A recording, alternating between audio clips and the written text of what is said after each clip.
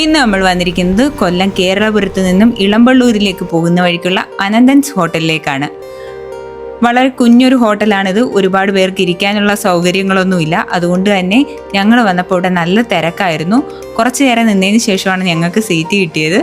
അങ്ങനെ ഞങ്ങൾ അകത്ത് കയറി 2 ഊണാണ് ഓർഡർ ചെയ്തത് കേട്ടോ. ഊണിനോടൊപ്പം കപ്പ വേവിച്ചതും, തോരൻ, അവിയൽ, മീൻകറി, മീൻ വറുത്തത്, സാമ്പാർ, രസം, മോര്, അച്ചാറ്, അങ്ങനെ ഒരുപാട് ഐറ്റങ്ങളുണ്ടായിരുന്നു കേട്ടോ. പിന്നെ മറ്റെവിടെയും കാണാത്തൊരു പ്രത്യേകതയായിട്ടാണ് എനിക്ക് തോന്നിയത്, ഇവിടെ കുടിക്കാനായിട്ട് നല്ല ചൂട് കഞ്ഞിവെള്ളം ഉണ്ടായിരുന്നു.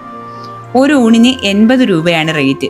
ഞങ്ങൾ രണ്ടാമതും മീൻ വറുത്തത് വാങ്ങിയത് കൊണ്ട് 2 ഊണിനൂടെ ചേർത്ത് 170 രൂപയാണ് വാങ്ങിയത്. അത്യാവശ്യം നല്ല കൊണ്ടുള്ള നല്ലൊരു ഊണായിരുന്നു. വയറും നിറഞ്ഞു, മനസ്സും നിറഞ്ഞു.